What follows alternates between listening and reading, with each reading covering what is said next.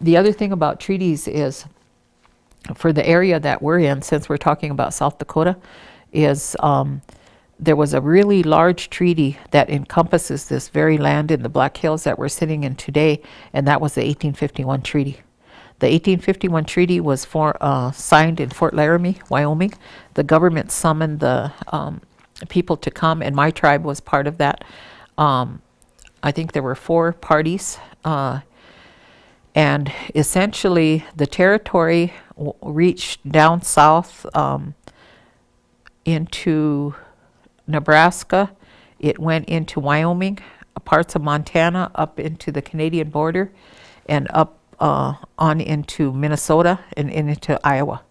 So we had established with the government in a unilateral agreement that the 1851 treaty reserved this for us.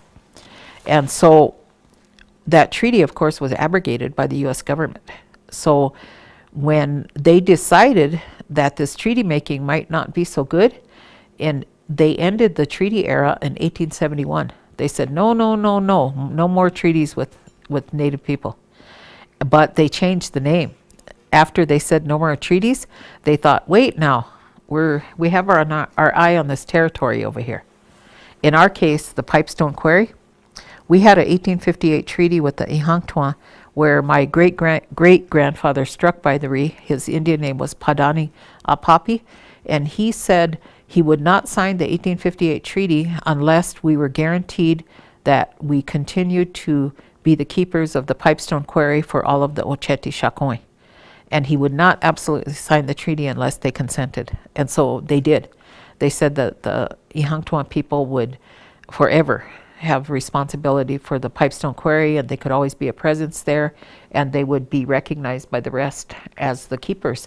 So that happened in 1858, and the treaty era ended. So now we come into 1890. Now all of a sudden the city of Pipestone decides that they want the Pipestone Quarry.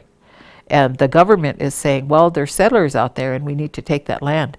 So then they come up with the name agreement. So they came up with the 1892 agreement. And this is where, again, this is not about, it's not about blame, it's about denial. And it's about, I think when you know your country's history, it's kind of like a liberation. So what the government did is, we have documents that show they came to my community of White Swan, and they brought combs, they brought blankets, they brought mirrors, and they asked the people to have a meeting at White Swan. And they said, we want you to sign this 1892 agreement. And they said, no, we don't want that agreement. We're not interested. That's our quarry. It's already been done by treaty. And so they left. The people left. The Indian people left. So do you know what the agent did? He went around household to household, and he told them that this other family had signed, and they were really not doing what they thought they were doing, but they were just being good relatives in a sense. And so he went around household to household, and he got signatures. And that's how the 1892 agreement was forged. It was totally illegal. There was not ever a council that was held.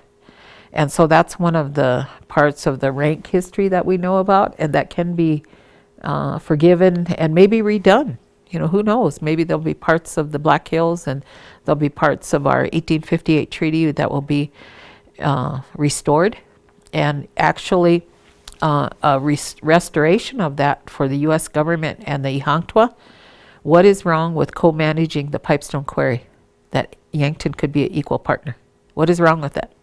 That's the forgiveness and the denial. So that's what we're seeking.